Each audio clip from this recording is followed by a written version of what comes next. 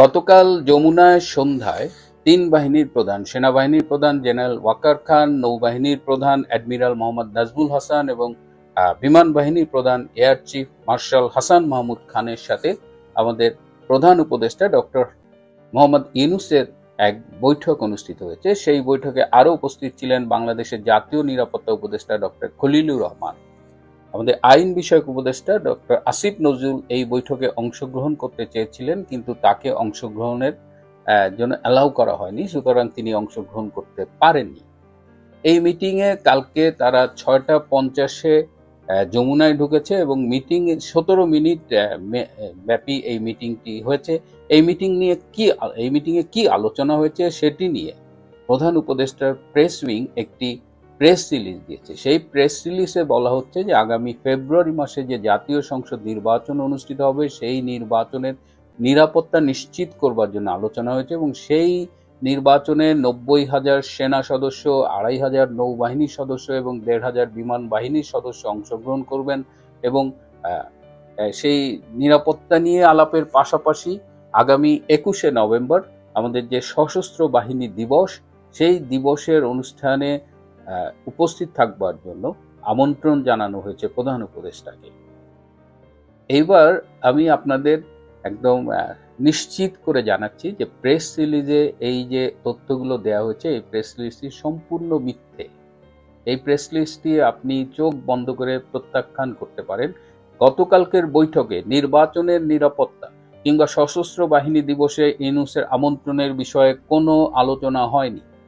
সাধারণত 21শে নভেম্বরের সশস্ত্র বাহিনীর দিবসে সরকার প্রধানকে আমন্ত্রণ জানানো হয় সাধারণত এক সপ্তাহের আগে বা 2-3 দিন আগে। সমসাময়িক ইতিহাসে আমরা কখনো দেখিনি যে 1 নভেম্বর গিয়ে সরকার প্রধানকে 21শে নভেম্বরের সশস্ত্র বাহিনীর দিবসের জন্য আলোচনা করা হচ্ছে। এইখানে নির্বাচনের বিষয়ক নিরাপত্তা সেটা নিয়ে আলোচনাই হয়নি। তাহলে কি আলোচনা হয়েছে?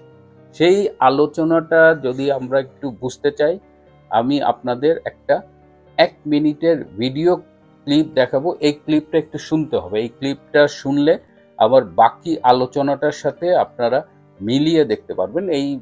এই ভিডিও ক্লিপে আমরা কি দেখব যে এটা জাতীয় নিরাপত্তা প্রধান, আমেরিকার নিরাপত্তা প্রধান তুলসী গ্যাবার্ড সম্প্রতি বাহরাইনে একটি বক্তৃতা দিয়েছেন। সেই বক্তৃতার একটা চুম্বক অংশ আমি আপনাদের শুনবার জন্য অনুরোধ করছি।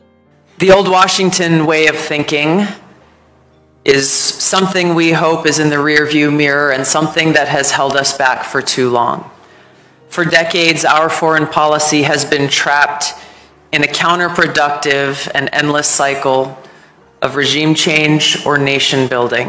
It was a one-size-fits-all approach of toppling regimes, trying to impose our system of governance on others, intervene in conflicts that were barely understood, and walk away with more enemies than allies.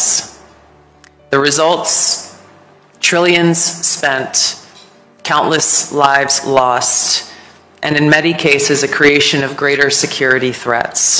The rise of Islamist terrorist groups like ISIS. President Trump was elected by the American people to put an end to this.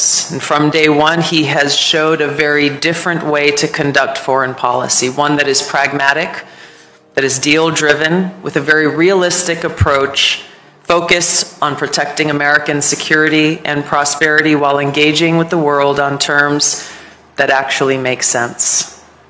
এই বক্তৃতায় তুলসী Gabbard খুব স্পষ্ট করে বলেছেন যে এই যে America তার কোনো দেশে তার সরকারকে পছন্দ না হলে সে দীর্ঘ একটা প্রক্রিয়ার মধ্য দিয়ে সেখানে ইনভেস্ট করে সরকার উৎখাত করে নিজেদের পছন্দের সরকার বসানো, যেটাকে বলা হচ্ছে রেজিম চেঞ্জ। এই রেজিম চেঞ্জের এই কূটনীতি থেকে আমেরিকা ট্রাম্প প্রশাসন সরে দাঁড়াচ্ছে। সেই আগের যে বাইডেনের বা তারও আগে যে এই দশকের পর দশক ধরে আমেরিকার এই যে রেজিম চেঞ্জের কূটনীতি, এর জন্য ট্রিলিয়ন ডলার অর্থাৎ হাজার হাজার কোটি ডলার খরচ হয়েছে। অসংখ্য মানুষ প্রাণ হারিয়েছে, কাউন্টলেস ব্লাড লস। আর এর পাশাপাশি দেখা গেছে ইসলামী জঙ্গি অভ্যুত্থান বেড়ে গেছে, যেমন আইএসআই বিভিন্ন দেশে প্রতিষ্ঠিত হয়েছে। সো ট্রাম্প প্রশাসন এই জায়গা থেকে সরে আসছে। এইবার আমি গতকালকের বৈঠকের কথা বলি, আপনারা একটু মিলিয়ে নেবেন। গতকাল দুপুর 3টা 40 মিনিটে জেনারেল ওয়াকারের কাছে আমেরিকা থেকে একটি ফোন এসেছিল এবং এই প্রথম আমেরিকার স্টেট ডিপার্টমেন্ট, হোয়াইট হাউস এবং পেন্টাগন একই সুরে কথা বলছে। এর আগে আমরা গত 15 মাসে খেয়াল করেছি বাংলাদেশের বিষয়ে এই তিনটি সংস্থার কোনো সমন্বয় ছিল না। ডিপ স্টেট বা স্টেট ডিপার্টমেন্ট একরকম কাজ করছে, হোয়াইট হাউস একরকম বলছে, পেন্টাগন আর একরকম বলছে। সো এই প্রথম তিনটা সংস্থা কোঅর্ডিনেটেড ওয়েতে একটা বার্তা পাঠালো বাংলাদেশের সেনাপ্রধানের কাছে। এই বার্তাটি আমেরিকার থেকে জেনারেল ওয়াকার খানের পাশাপাশি ডক্টর খলিলুর রহমানের কাছেও এসেছে, আরও এসেছে বাংলাদেশের যে চার্জ দ্য অ্যাফেয়ার্স রয়েছেন বর্তমানে মার্কিন ভারপ্রাপ্ত রাষ্ট্রদূত Tracy Ann Jacobson. General Walker চেয়েছিলেন ট্রেসি অ্যান জ্যাকবসন এই যে বার্তাটা আমেরিকার থেকে এসেছে সেটি ডক্টর ইউনুসকে জানান, কিন্তু ট্রেসি খুব স্পষ্ট জানিয়ে দিয়েছে যে this is not our cup of tea. তিনি এই বিষয়টি নিয়ে ডক্টর ইউনুসের সাথে কথা বলবেন না। তারপরে এই জেনারেল ওয়াকার তিন বাহিনীর প্রধানকে নিয়ে ডক্টর ইউনুসের সাথে দেখা করতে যান। ডক্টর ইউনুস কিন্তু তাদের বৈঠকে ডাকেননি। গতকাল বিকেলে সন্ধ্যায় ডক্টর ইউনুসের আরও কিছু অ্যাপয়েন্টমেন্ট ছিল উপদেষ্টাদের সাথে, সেগুলো ক্যান্সেল করে এই তিনজনের সাথে বৈঠকটা অ্যারেঞ্জ করা হয় এবং এই সেনাপ্রধানই মূলত আর দুইজনকে নিয়ে যমুনায় যান। এবং যেহেতু ডক্টর খলিলও involved and he receive the same message, সেই জন্য তারা ডক্টর খলিলকেও এই বৈঠকে থাকবার জন্য অনুরোধ করেন। আদারওয়াইজ সেনাবাহিনীর সাথে ডক্টর খলিলের সম্পর্কটা খুব একটা উষ্ণ না এবং তারা নর্মাল পরিস্থিতিতে এইসব মিটিংয়ে সাধারণত জাতীয় নিরাপত্তা উপদেষ্টা ডক্টর খলিলকে রাখেন না। আপনারা নিশ্চয়ই বুঝতে পারছেন আমেরিকার থেকে কি বার্তা আমাদের সেনাপ্রধানের কাছে এসেছে। খুব স্পষ্টভাবে বাংলাদেশের ব্যাপারে আমেরিকার যে বর্তমান অবস্থান, এবং আমি কালকেও বলেছি যে পল কাপুর সম্প্রতি জয়েন করেছেন, ট্রাম্প প্রশাসন তার রেজিম চেঞ্জের কূটনীতি থেকে সরে এসেছেন। সো বাংলাদেশে আমেরিকা আর ডক্টর ইউনুসের প্রশাসনকে চাইছেন না। ষড়যন্ত্রের মাধ্যমে মার্কিন পৃষ্ঠপোষকতায় শেখ হাসিনার রেজিমকে ষড়যন্ত্রের মাধ্যমে সরিয়ে যে ইউনুস রেজিমকে আনা হয়েছিল, সেই ইউনুস রেজিমকে স্পষ্টভাবে আর চাইছেন না মার্কিন প্রশাসন। এই সংবাদটি গতকাল তারা সেনাপ্রধান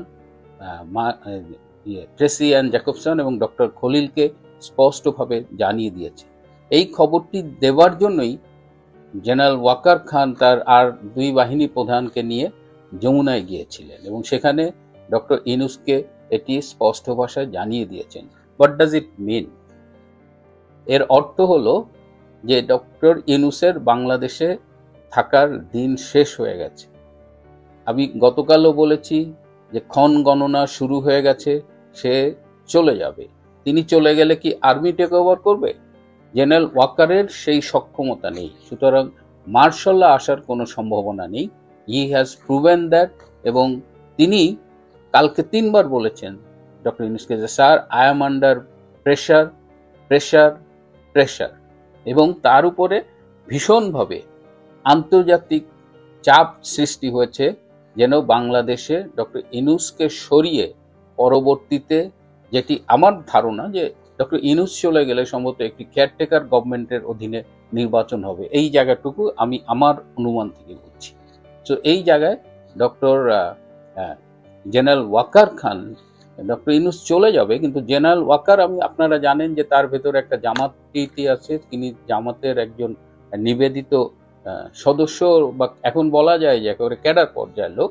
সো কালকের মিটিংয়ে আপনারা যদি দেখেন জেনারেল ওয়াকারের বডি ল্যাঙ্গুয়েজ, তার মুখের ছবিটা যদি দেখেন যে তিনি আসলে খুব ভালো নেই। কালকে আরেকটা কথা বলা হয়েছে যে আপনারা জানেন যে ভারত তার কিছু সামরিক মহড়ার কারণে এই আরব সাগর, বঙ্গোপসাগর, নর্থ ইস্ট ইন্ডিয়া এই একটা বিস্তীর্ণ এলাকা জুড়ে নোটাম জারি করেছে, অর্থাৎ সেই আকাশপথ ওই সময়টা বন্ধ থাকবে। এই আকাশপথ বন্ধ থাকার সময়ে বাংলাদেশের করণীয় কি হবে, এটাও এই বাহিনী প্রধানরা ডক্টর ইউনূসের কাছে জানতে চেয়েছেন। ডক্টর ইউনূসকে আরও বলা হয়েছে যে তার বিভিন্ন বক্তব্যে তিনি যেভাবে ভারতকে হোস্টাইল করেছেন, নর্থ ইস্ট নিয়ে যেসব কথা বলেছেন তাতে ভারতকে তিনি শত্রু বানিয়েছেন।